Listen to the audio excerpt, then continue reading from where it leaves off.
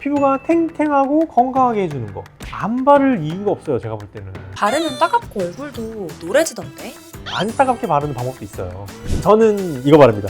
제가 쓰는 CE-페룰릭의 저렴이 버전으로 많이 알려져 있더라고요. 8일 만에 피부가 하얘진다고 해서 되게 입소문이 났던, 진짜 되게 많이 없어졌어요. 되게 눈에 띄게 좋아졌습니다.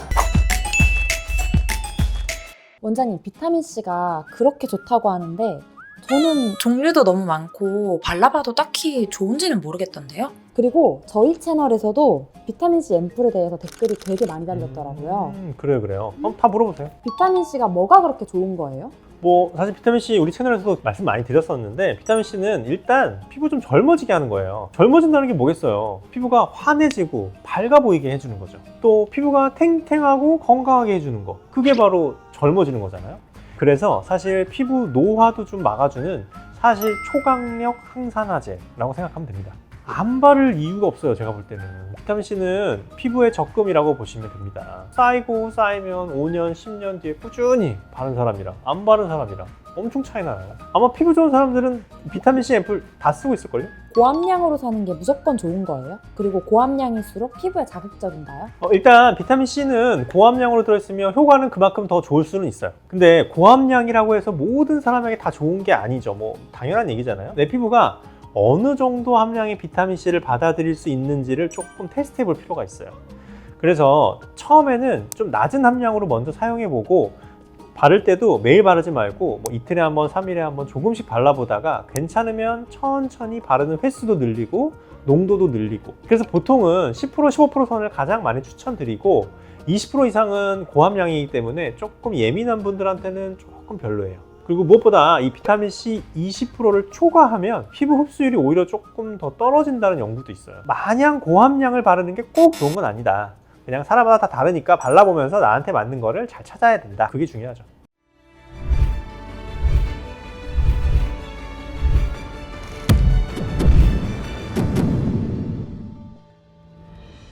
저녁에 비타민C 발라도 선크림 꼭 발라야 돼요? 이 비타민C가 자외선을 만나면 안 좋다, 그런 얘기를 많이 들으셔서 저녁에 바르고 나서 선크림 바르시는 분들이 있는데, 자기 전에 비타민C 바를 때는 선크림 안 바르셔도 됩니다. 다만 다음날 아침에 비타민C를 안 발랐더라도 아침에는 선크림은 무조건 발라주시는 게 좋죠. 이유는 당연히 자외선 때문인데, 이 비타민C가 자외선을 만나면 산화가 돼요. 그래서 비타민C 효과가 뚝 떨어진다고 보시면 됩니다. 이 비타민C는 자외선으로 인해서 이 손상된 피부를 다시 건강하게 회복을 시켜주기도 하고, 또 자외선 때문에 피부가 손상되지 않게 미리 막아놓는 그런 역할도 하거든요. 그래서 사실 비타민C는 저녁보다 아침에 바르시는 게 효과가 더 좋아요. 정리하자면, 되도록이면 아침에 바르시고 바르고 나서 선크림을 꼭 잘 발라주셔라. 참고로 유기자차 선크림 같은 경우에는 외출하기 전에 최소 20-30분 전에는 꼭 발라주셔야 하는 게 좋습니다. 근데 저는 비타민C 바르고 얼굴이 누래진 느낌이에요. 그럴 수 있어요. 이거는 두 가지 정도의 경우를 생각해 볼 수 있는데요. 일단 비타민C는 산화가 되면 노랗게 변하거든요. 그래서 첫 번째는 이제 산화된 비타민C를 피부에 바르면 일시적으로 얼굴이 조금 누래 보일 수가 있죠. 이미 노란 용액을 얼굴에 바른다고 생각해 보세요. 노란 물을 발랐으니까 노래 보이겠죠? 이런 경우에는 이제 평상시에 얼굴이 조금 누렇게 떠서 다닐 수는 없으니까 저녁에 바르시는 게 좋습니다. 세수하면 아침에는 노란물이 다 사라져버려요. 대신 이 색이 변한 비타민C를 발랐을 때 피부에 이전에 없던 뭔가 자극감이나 트러블이 생긴다면 사용을 중단하는 게 좋아요. 그리고 아예 갈색이 됐다, 그거는 그냥 사용하지 않는 게 좋습니다. 그냥 그게 아니라 그냥 살짝 노래졌다, 그런 거는 쓰셔도 좋아요. 대신 효과는 조금 떨어질 수도 있죠. 두 번째로 원장님, 저는 산화가 안 된 투명한 걸 발랐는데도 누래졌어요. 이런 분들은 이 피부에 바른 비타민C 앰플이 피부에 다 흡수되지 못하고 좀 겉에 살짝 남아있는 게 산화가 되면서 누렇게 변하는 경우가 있어요. 이런 경우에는 이제 너무 많은 양을 발라서 그런 경우가 있으니까 좀 양 조절을 조금 해보시고, 산화를 방지하기 위해서 바르고 나서 이제 선크림을 잘 발라주시는 게 좋죠. 사실 저희 채널에서도 비타민C에 대해서 얘기할 때마다 많이 말씀드렸던 내용이지만, 이 비타민C는 되게 불안정해요. 공기 중에 빛이나 열, 그리고 공기에 노출되면 쉽게 산화가 돼버려요. 산화가 되면 원래는 투명했던 색깔이 노란색, 주황색, 갈색으로 이렇게 변해가게 되는데, 주황색이나 갈색까지 산화가 많이 되면 효능이 좀 많이 떨어지고 피부 자극을 일으킬 수 있기 때문에 그런 거는 사용에 주의를 요합니다. 레티놀이랑 같이 써도 돼요? 많이 물어보시는데 같이 써도 되죠. 얼굴에 자극감만 없으면 다 같이 써도 돼요. 비타민 C, 레티놀 전부 다 피부에는 아주 좋지만 얼굴에는 좀 자극을 줄 수 있는 성분이잖아요. 그래서 두 가지를 같이 바르는 것보다는 좀 나눠서 바르는 게 좋아요. 뭐 예를 들면 하루는 비타민 C, 하루는 레티놀, 아침에는 비타민 C, 저녁에는 레티놀, 이런 식으로 내 피부에 맞게 내가 좀 조절해서 바르는 게 좋죠. 아까 원장님이 아침에 비타민C가 좋다고 했으니까 아침에 비타민C 바르고 저녁에는 레티놀 이렇게 발라도 되는 거예요? 그렇죠. 이 피부에 자극만 없다면 당연히 그렇게 바르시는 게 충분히 괜찮아요. 근데 반대로 뭐 아침에 레티놀을 바르고 저녁에 비타민C를 바르는 건 약간 별로 좋은 방법은 아니에요. 왜냐하면 레티놀이 햇빛의 자외선과 만나면 좀 빠르게 분해돼서 효과도 없어지고, 그리고 아까 말씀드렸던 것처럼 비타민C 효과를 최대로 누리려면 오전에 바르는 게 좀 더 효과가 좋고, 참고로 뭐 임산부거나 임신을 준비하신 분들은 레티놀은 절대 바르시면 안 됩니다. 레티놀이 비타민 A의 일종이라서 뭐 과량 섭취하거나 사용할 경우에 태아의 선천성 기형을 유발할 수 있어요. 임신 준비 중이시거나 임신 중이신 분들은 레티놀 사용은 금기라는 거. 이 비타민C랑 레티놀을 같이 쓰다가 혹시라도 얼굴이 좀 따갑거나 붉어지거나 가렵거나 자극감이 있거나 하면 사용을 잠깐 중단하면 돼요. 대부분의 피부는 그러면 그냥 다 회복할 수 있습니다. 너무 바르시면서 왜 그러지 하면서 계속 바르시는 분들이 있는데, 그러면 장벽이 오히려 더 깨져버릴 수가 있어요. 그래서 피부가 충분히 회복할 수 있게 시간을 주면 다시 돌아오고, 조금 불편하다면 이 피부 장벽을 튼튼하게 해주는 뭐 세라마이드, 콜레스테롤, 지방산이 들어있는 그런 크림, 뭐 수분 크림이나 보습 크림 같은 거를 잘 발라주면 당연히 회복하는 데 도움이 좀 잘 돼요. 저는 비타민C 바르고 기미가 더 진해진 느낌이에요. 비타민C는 원래 이 기미나 잡티에 도움이 되는 성분인데요. 드물게 이런 비타민C가 오히려 이렇게 자극이 돼서 기미가 더 진해질 수 있어요. 원래 기미는 뭐 좋아졌다가도 나빠지고 나빠졌다가도 좋아지고 원래 좀 그런 경향이 있기 때문에 이럴 경우에는 사용을 중단하고 피부 장벽을 회복시켜주는 게 중요해요. 그래서 아까처럼 뭔가 세콜지가 들어간 그런 재생크림 위주로 좀 발라주면서 잠깐 비타민C를 쉬어주는 게 좀 도움이 됩니다. 그리고 피부가 너무 민감하신 분들은 비타민C를 바르실 때 농도가 낮은 제품으로 아주 가끔만 바르시거나 크림이랑 좀 섞어서 희석해서 바르시면 훨씬 더 괜찮을 거예요. 대신 그냥 바르는 것보다는 물론 이제 비타민C 효과는 좀 떨어질 수 있죠. 도대체 왜 냉장 보관해야 돼요? 안 하면 못 써요? 아까 말씀드렸던 것처럼 비타민C는 열, 뭐 공기, 빛 이런 거에 되게 약해요. 그래서 산화가 되기도 쉽고 산화가 되면 효과도 좀 떨어져요.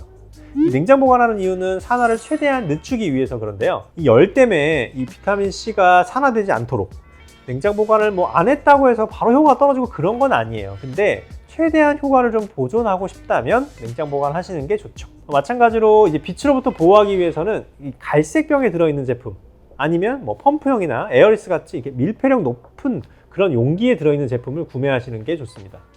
웬만하면 좀 아끼지 말고 빨리빨리 쓰시는 것도 좋고요. 원장님은 뭐 바르세요? 저는 이거 바릅니다. 스킨 스티커즈의 C 페룰릭, 비타민 C, 비타민 E, 페룰릭 애시드 이렇게 세 가지가 들어있어서 항산화 효과가 좋다. 저희 채널에서 많이 설명했던 건데 저는 다양한 걸 많이 써봤는데 이게 저한테는 제일 잘 맞더라고요. 근데 가격이 좀 비싸요. 그래서 저도 되게 아껴봐요. 요즘에는 사실 괜찮은 제품도 되게 많이 나왔고 댓글로도 저희한테 많이 물어보셨더라고요. 그래서 뭐 이거 어때요 저거 어때요 물어보시는 그런 제품들이 많아서 사실 제가 이번 컨텐츠를 준비하면서 일부러 구매해서 몇 개 좀 써보고 괜찮은 제품을 또 한번 가지고 와봤거든요. 일단 첫 번째로는 혁신 개념 15% 순수 비타민 C, E 페룰릭 에이시드 세럼. 이름이 아주 길어요. 근데 이게 15ml에 18,000원 정도더라고요. 그래서 가격도 아주 합리적이고 15%, 20% 있었는데 저는 이제 15%를 가져와 봤고요. 그래서 비타민 C, 비타민 E, 페룰릭 애시드가 다 들어있고 제형은 이래요. 이 C 페룰릭처럼 그냥 물 같은 에센스 제형이고 발림성도 좋고 냄새도 좋고 제가 이렇게 오래 써보지는 않았지만 이 C 페룰릭의 비용이 조금 부담됐던 분들한테는 아주 좋은 대안이 될 것 같아요. 제가 쓰는 이 C 페룰릭의 저렴이 버전으로 많이 알려져 있더라고요. 실제로 들어있는 성분도 되게 비슷해요. 사실 이 제품이 pH가 한 3.0에서 3.5 사이래요. pH가 3.0일 때 이 4.0일 때보다 피부 속 비타민C 농도가 한 2.5배 정도 높다는 그런 연구 결과가 있거든요. 그래서 그런 연구 결과를 토대로 이렇게 만들었다고 해요. 그래서 15% 농도고 사실 손등에 발랐는데도 그냥 살짝 따끔따끔 하더라고요. 그래서 제가 비타민C 바르고 따갑거나 하진 않았는데 사실 이 제품은 처음 발랐을 때는 살짝 따끔했어요. 다음은 이 벤튼 비타민C 세럼이라고 하는 제품이고요. 이거는 30ml에 36,000원 정도 해요. 그래서 이것도 뭐 용량이나 뭐 대비 비용은 아주 괜찮은 것 같아요. 이거는 비타민C가 20%짜리고요. 원래 비타민C 세럼은 좀 투명한데 이거는 좀 하얗더라고요. 이 비타민C 알약 보면 좀 하얗잖아요. 비타민C 파우더를 좀 세럼화 시킨 좀 그런 제품이라고 해요. 이 공기가 안 들어가게 에어리스 용기로 이렇게 좀 포장이 되어 있고 약간 이런 펌프 형태로 되어 있어요. 뭐 함유량이 어느 정도 되는지 성분이 어떤 비율로 들어있는지는 잘 모르겠지만 이 비타민C 20% 그리고 미백 성분인 글루타치온, 뭐 항산화 케어 성분인 페놀릭 애시드랑 비타민 E 이런 성분들이 좀 들어있어요. 근데 전 성분표를 보면 뭐 글루타치온, 페놀릭 애시드, 토코페롤 이게 거의 끝부분에 써 있더라고요. 그래서 함유량이 얼마나 될지는 사실 잘 모르겠어요. 많지는 않은 것 같아요. 대신 이 비타민C가 피부에 잘 흡수될 수 있도록 보습 성분이 좀 많이 들어가 있어요. 아무래도 비타민C가 고함량으로 들어있어서 좀 피부 자극이 있을 수 있어서 자극은 조금 완화시키면서 흡수를 도울 수 있게 좀 이런 식으로 배합한 화장품이 아닌가 싶고요. 제가 발라봤을 때는 아주 꾸덕한 크림 같은 느낌이었어요. 약간 제일 비유하자면 비판텐 같은 좀 그런 느낌이 있어요. 그래서 이거저거 바르기 좀 귀찮다, 에센스도 바르고 크림도 바르고 뭣도 바르고 하는 게 좀 귀찮다 하시는 분들한테 그냥 비타민C랑 들어있는 크림 한 가지만 딱 바르기에는 좀 되게 괜찮은 것 같아요. 근데 좀 발림성이 그렇게 좋진 않더라고요. 약간 꾸덕한 느낌? 그래서 기름기가 많은 지성 피부분들한테는 조금 안 좋을 것 같고요. 피부가 너무 민감하신 분들도 좀 불편한 느낌을 좀 느끼실 수는 있을 것 같아요. 이 베리호 비타에이징 퓨어C 앰플, 이거는 20ml에 한 58,000원 정도 해요. 그래서 가격대는 조금 있는 편인데 이거는 이제 8일 만에 피부가 하얘진다고 해서 한동안 되게 입소문이 났던 8일 미백 앰플의 업그레이드 버전이래요. 제가 특히 양쪽 광대에 기미가 좀 있는 편인데 이 기미가 진짜 어느 정도로 밝아지나 되게 궁금하기도 했거든요. 제가 8일 동안 써본 후기 한번 영상으로 보여드릴게요. 오늘은 비타에이징 퓨어C 앰플, 약간 에센스 제형이에요. 거의 물처럼 느껴지는 약간 에센스 제형. 냄새가 되게 좋아요. 이걸 일주일 동안 바르고 기미가 어땠는지 한번 알려드리겠습니다. 목에도 항상 발라주세요. 오늘은 2일차 어제 발랐는데 기미는 아직은 비슷한 것 같아요. 근데 느낌은 되게 좋아요. 지켜보시죠. 오늘은 5일차입니다. 보이실는지 모르겠는데 진짜 생각보다 되게 많이 없어졌어요. 8일차까지 지속될지 끝까지 한번 써보겠습니다. 8일째 마지막 날. 물론 기미가 없어지고 그러진 않아요. 근데 확실히 좀 컨트롤 되는 느낌? 밝아지는 느낌 너무 좋고 전체적으로 그런 자글자글하거나 조글조글한 모공 같은 것도 나름 컨트롤 되는 느낌. 뭐 8일 만에 기적까지는 아니지만 확실히 효과는 좋다. 이 비타민C가 14.5% 그리고 미백 성분인 글루타치온 그리고 항산화 성분인 토코페롤이 들어가 있어요. 제가 사실 되게 다양한 시술을 평상시에서 많이 하고 뭐 여러 가지 그러니까 뭐 새로운 시술들도 많이 제 얼굴에 테스트를 해보는 편인데 제가 이 앰플을 바르는 동안에는 다른 시술을 정말 하나도 받지 않고 딱 이 앰플의 효과가 진짜 어느 정도인지를 조금 테스트를 해봤어요. 제가 진짜 민감한 피부인데 비타민C를 너무 바르고 싶은데 어떻게 해요? 그런 분도 있죠. 피부가 너무 민감해서 비타민C, 레티놀 이런 거 다 못 바르시는 분들. 이 비타민C 대신에 비타민C 유도체가 들어간 화장품을 발라봐라. 그리고 이 피부가 적응이 되면 한 2%에서 5% 정도 저농도부터 천천히 사용해 보시면 좋아요. 그리고 너무 따갑거나 간지럽거나 하면 이 바르는 크림이나 로션에다가 한 방울만 살짝 넣어서 좀 섞어 바르는 방법. 물론 효과는 떨어지지만 그래도 안 바르는 것보다는 효과 있어요. 비타민C 말고도 이 레티놀도 피부를 진짜 좋아지게 하는 성분인데 아시는 것처럼 뭐 각질 탈락 주기도 빠르게 해주고 피부결도 좋아지게 만들어주고, 근데 이 레티놀보다 한 10배 정도 더 효과가 좋은 레티날이라고 아세요? 이 레티날이 궁금하신 분들이 있다면 여기를 한번 클릭해주세요. 지금까지 피부가 예뻐지는 10분 피부텐텐의 저는 피부과 전문의 김종식이었고요. 제 영상을 끝까지 봐주신 우리 텐즈 여러분들 정말 감사합니다.